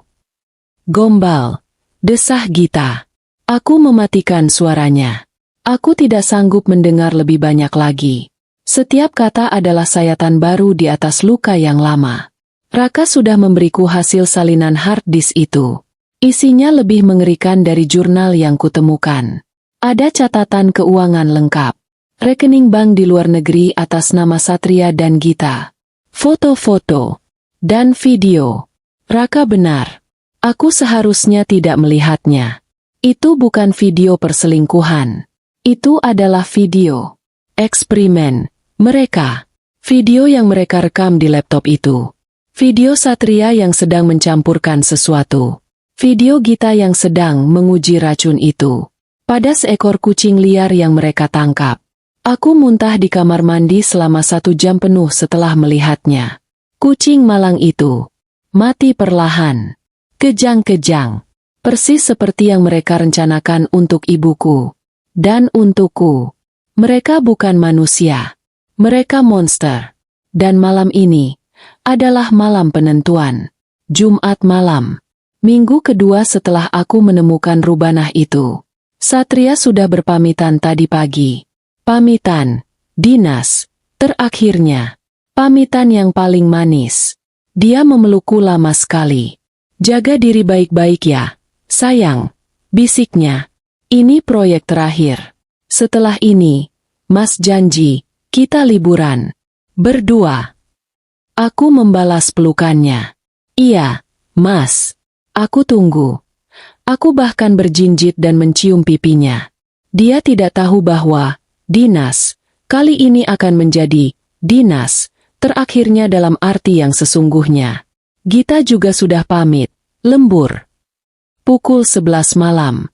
Aku duduk di kamarku. Lampu mati. Aku sendirian. Ibuku sudah tidur. Di dalam perutnya ada vitamin, bukan racun. Di layar ponselku, aplikasi itu terbuka. Aku memakai earphone. Pukul 1 dini hari. Seperti jam yang presisi. Layar di ponselku, yang tadinya hitam pekat, mereka selalu mematikan lampu di gudang atas, kini sedikit terang. Pintu gudang terbuka. Nyi. Suara itu tidak lagi membuatku takut. Lalu, layar kembali gelap saat mereka menutup pintu gudang dari dalam. Aku menunggu. Klik. Pintu perangkap di rubanah terbuka. Lampu di rubanah menyala. Layarku kini terang. Aku bisa melihat semuanya dengan jelas dari kamera yang dipasang Raka. Satria dan Gita masuk. Mereka terlihat gembira. Mereka tidak langsung bekerja. Mereka berciuman. Ciuman yang panjang. Penuh perayaan. Satria kemudian pergi ke lemari es kecil di sudut. Aku tidak menyadari ada itu sebelumnya. Dan mengeluarkan sebotol sampanye. Sampanye. Mereka akan merayakannya. Untuk kita, kata Satria, mengangkat gelasnya. Suara mereka jernih di telingaku. Untuk kita, balas Gita. Terkikik, dan untuk masa depan kita yang cerah. Mereka minum. Aku nggak percaya ini hampir selesai, kata Gita, duduk di tepi kasur. 2 tahun, Mas. 2 tahun kita merencanakan ini. Dan semuanya berjalan sempurna, kata Satria. Dia duduk di sampingnya, merangkulnya. Rencanamu brilian, Git. Meracuni mereka pelan-pelan. Gagal jantung alami, untuk si tua Farah. Gagal ginjal, untuk Indira. Nggak ada yang akan curiga. Aku kan belajar farmasi, Mas. Sia-sia dong kalau ilmunya nggak dipakai, kata Gita. Dan Farmajaya Mandiri ayah pasti bangga, dikuburnya, perusahaannya dipakai lagi. Dia akan mati minggu depan, kata Satria. Dad, jantungku berdebar. Minggu depan, tanggal kematian ibuku. Akhirnya, desah Gita. Aku mau pura-pura jadi perawatnya. Menyuapinya. Membersihkan, menjijikan. Setelah dia mati, kita tinggal tunggu 3 bulan lagi. Indira. Indira gampang, kata Satria. Dia semakin hari semakin manja. Semakin bodoh. Dia terlalu mencintaiku. Dia akan minum apa saja yang kuberikan. Dan setelah itu, Gita berbisik. Setelah itu, sambung Satria, semua asetnya jatuh ke kamu. Adik satu-satunya. Dan aku, sebagai suami yang berduka, akan menikahimu. Kita akan jual rumah ini. Kita akan pindah ke Swiss. Kita akan hidup bahagia selamanya. Mereka tertawa. Mereka tertawa. Di atas rencana pembunuhan ibuku dan aku. Aku sudah mendengar semua yang kubutuhkan. Aku melepaskan earphone-ku. Aku tidak perlu mendengar lagi. Aku bangkit dari kursi. Tanganku tidak gemetar. Langkahku mantap. Aku berjalan keluar dari kamarku. Menuruni tangga. Aku tidak perlu berjingkat. Mereka ada di bawah tanah. Kedap suara. Aku mengambil sesuatu dari laci dapur. Sebuah gembok. Bukan gembok tua berkarat seperti milik mereka. Ini adalah gembok baru. Gembok heavy duty berbahan baja solid. Yang kubeli di toko bangunan minggu lalu. Gembok terbesar dan terkuat yang bisa kutemukan. Kuncinya ada di sakuku. Aku berjalan keluar rumah. Menyeberangi halaman yang diterangi cahaya bulan. Aku berdiri di depan pintu gudang. Aku masih bisa mendengar tawa mereka yang samar. Bergaung di kepalaku. Aku membuka kunci gembok tua berkarat itu dengan kunci kuningan mereka. Aku melepaskannya. Lalu aku memasang gembok baruku. Gembok baja itu. Aku mengaitkannya di kait pintu yang kokoh. Klik. Suara yang memuaskan. Pintu gudang itu kini terkunci dari luar. Dengan gembok yang tidak akan bisa mereka buka. Tapi ini belum selesai. Aku berjalan ke sisi rumah. Ke tempat kotak sekring utama. Raka sudah menunjukkanku yang mana. Dia sudah melabelinya dengan spidol permanen yang hanya bisa kulihat jika aku tahu di mana mencarinya. Sebuah titik kecil. Ini, katanya waktu itu, adalah saklar untuk semua aliran listrik kerubanah itu. Lampu, mesin, dan yang paling penting ventilasi. Ventilasi, pembuangan udara yang dilihat Raka di rekaman pertamaku. Mereka bekerja dengan bahan kimia. Mereka memasak sesuatu. Mereka butuh sirkulasi udara. Tanpa itu, aku membuka kotak sekring. Aku menemukan saklar dengan tanda titik kecil itu. Jariku menyentuhnya. Aku memikirkan ibuku. Aku memikirkan kucing malang itu. Aku memikirkan diriku sendiri. Subjek I. Target kematian. 3 bulan lagi. Aku tidak menunggu. Tak. Aku menurunkan saklar itu. Dalam sekejap, di layar ponselku yang masih ada di sakuku, gambar dari rubanah itu mati total. Gelap. Lampu mereka mati. Mesin mereka mati. Ventilasi mereka mati. Aku berdiri di sana, di keheningan malam. Mendengarkan. Aku tidak mendengar apa-apa. Tapi aku bisa membayangkannya. Kebingungan mereka. Lampu yang tiba-tiba mati. Lalu kepanikan mereka. Saat mereka sadar ventilasi juga mati. Saat bau kimia itu mulai mengisi ruangan sempit di bawah tanah. Saat udara mulai menipis. Mereka akan mencoba keluar.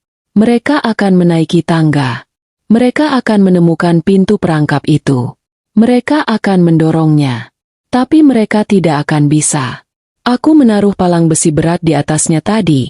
Saat memasang kamera, Raka yang membawanya. Mereka akan panik. Mereka akan berteriak. Mereka akan menggedor-gedor. Tidak ada yang akan mendengar. Mereka terperangkap. Terperangkap di dalam neraka yang mereka ciptakan sendiri. Aku menatap rumahku yang besar dan megah. Malam ini, keadilan sedang bekerja di bawah tanahnya. Aku menarik napas dalam-dalam. Udara malam-malang terasa segar. Bersih. Aku mengeluarkan ponselku lagi. Tapi kali ini, aku tidak membuka aplikasi kamera. Aku membuka aplikasi telepon. Jariku dengan mantap menekan 3 angka. Halo, polisi? Saya Indira. Saya mau melaporkan. Ada penyusup di rumah saya. Sepertinya mereka ada di gudang bawah tanah. Ya, saya rasa mereka bersenjata dan berbahaya. Tolong kirim bantuan. Saya takut sekali. Sandiwara terakhirku. Aku duduk di sofa ruang tamu. Dengan jubah tidurku. Aku sengaja membuatnya sedikit berantakan. Aku membasahi pipiku dengan sedikit air agar terlihat seperti air mata. Aku adalah korban yang ketakutan. 15 menit kemudian, sirene meraung-raung di kejauhan. Semakin dekat, lalu berhenti tepat di depan gerbang rumahku. Lampu biru merah berputar-putar, memercikan warna-warna mengerikan ke dinding ruang tamuku. Aku berlari membukakan pintu, persis saat beberapa petugas polisi menggedornya. Ibu tidak apa-apa? Tanya seorang petugas, wajahnya tegang. Saya tidak tahu. Isaku, memainkan peranku dengan sempurna. Saya dengar suara gaduh dari gudang. Saya takut sekali. Suami saya sedang dinas luar kota. Ibu tetap di sini. Kunci pintu. Jangan keluar. Perintah petugas itu. Mereka bergerak cepat. Tim yang terlatih. Mereka menyebar, mengepung gudang. Aku mengintip dari balik tirai jendela. Aku melihat mereka berteriak. Polisi! Keluar dengan tangan di atas. Tidak ada jawaban. Tentu saja tidak ada. Gedorannya kuat sekali dari dalam. Pak! Seorang petugas berteriak dari arah gudang. Mereka seperti mencoba mendobrak. Mereka pasti sudah putus asa. Udara di dalam sana pasti sudah sangat menipis. Bau kimia itu pasti sudah menyesakkan. Mereka tidak mau keluar. Dobrak paksa. Perintah sang komandan. Aku melihat mereka bersiap mendobrak pintu gudang. Pintu yang sudah kukunci dengan gembok baja. Pak! Teriakku. Berlari keluar. Pakai ini. Kuncinya. Saya tidak tahu ini kunci apa, tapi saya menemukannya di laci. Aku berbohong, menyerahkan kunci gembok baja itu. Petugas itu menatapku bingung, tapi mengambil kuncinya. Dia tidak punya waktu untuk bertanya. Klik. Gembok baja itu terbuka. Mereka mendobrak pintu kayu itu hingga terbuka lebar. Beberapa petugas menyerbu masuk. Ada pintu lain di bawah. Mereka terperangkap di rubanah. Terdengar teriakan dari dalam. Aku menunggu. Napasku tertahan. Lalu, mereka keluar. Bukan keluar. Mereka diseret. Pertama, Gita. Adikku.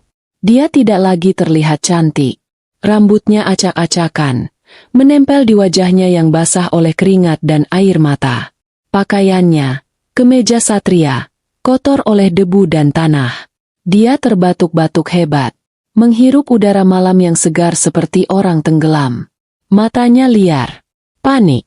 Lalu dia melihatku. Dia berdiri di teras. Menatapku. Di matanya. Ada kebingungan. Lalu pemahaman. Dia melihat gembok baja yang tergeletak di tanah. Dia melihat wajahku yang tenang. Dia tahu. Mbak. Bisiknya. Suaranya serak. Mbak Indira. Aku hanya menatapnya. Tanpa ekspresi. Lalu, mereka menyeret Satria keluar. Suamiku yang tampan. Suamiku yang sempurna. Dia terlihat lebih buruk. Wajahnya pucat pasi. Dia terbatuk-batuk. Muntah di rumput. Kaos oblongnya robek. Dia terhuyung-huyung. Diborgol.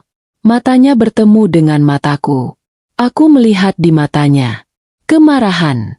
Kebencian. Tapi di atas segalanya kekagetan. Kekagetan yang luar biasa karena dia telah dikalahkan. Olehku. Oleh istri bodohnya yang polos. Indira. Dia menggeram. Apa yang kamu? Polisi menemukan ini di dalam, Bu. Seorang petugas memotong ucapannya. Dia berjalan ke arahku, membawa buku catatan spiral itu. Jurnal eksperimen. Dia juga membawa hard disk yang sudah disalin Raka. Dan beberapa botol obat diet palsu. Dan ini, Bu. Petugas lain membawa keluar laptop. Di layarnya, entah bagaimana, video itu terputar. Video kucing itu. Semua petugas terdiam. Gita menjerit. Bukan jeritan kemarahan, tapi jeritan putus asa. Dia tahu semuanya sudah berakhir. Bawa mereka, perintah komandan itu. Suaranya menggelegar penuh amarah. Satria dan Gita diseret melewati aku. Melewati rumah yang mereka coba curi. Kamu akan menyesal, Indira, teriak Satria, meronta. Kamu pikir kamu siapa? Dasar jalang. Aku tidak bereaksi. Aku hanya menatapnya. Kamu yang merencanakan ini, kan? Jerit Gita. Wajahnya penuh kebencian. Kamu menjebak kami. Kamu monster. Aku maju selangkah. Aku mendekatinya. Sangat dekat sampai aku bisa mencium bau keringat dan ketakutannya. Tidak, Git, bisikku. Sangat pelan sehingga hanya dia yang bisa mendengar. Aku bukan monster. Aku hanya subjek I dan aku tidak mau mati hari ini. Matanya melebar ngeri. Dia diseret ke dalam mobil polisi. Satria menyusul. Pintu dibanting. Sirene kembali meraung. Lampu-lampu itu menjauh. Lalu, hening. Aku berdiri di halaman rumahku. Fajar mulai menyingsing. Garis ungu dan oranye mulai mewarnai langit timur. Seorang petugas yang lebih tua menghampiriku. Ibu Indira, ini akan jadi malam yang panjang. Kita harus ke kantor polisi. Tapi sebelumnya ibu aman sekarang. Aku menatapnya. Dan untuk pertama kalinya dalam berbulan-bulan, aku tersenyum. Senyum yang tulus. Ya, Pak, kataku. Saya tahu. Akhirnya. Epilog. 6 bulan kemudian, pengadilan itu berjalan cepat. Dengan bukti rekaman dari Raka, salinan hard disk, jurnal fisik, sampel racun, dan kesaksian dari para distributor obat palsu, Satria dan Gita tidak punya kesempatan. Mereka mencoba saling menyalahkan. Satria bilang Gita adalah otaknya, seorang ahli farmasi gila yang memanipulasinya. Gita bilang Satria yang memaksanya, mengancamnya. Tapi rekaman suaraku, rekaman perayaan mereka di Rubanah, menghancurkan semua pembelaan mereka. Rencanamu brilian, Git. Meracuni mereka pelan-pelan. Indira gampang. Dia semakin hari semakin bodoh.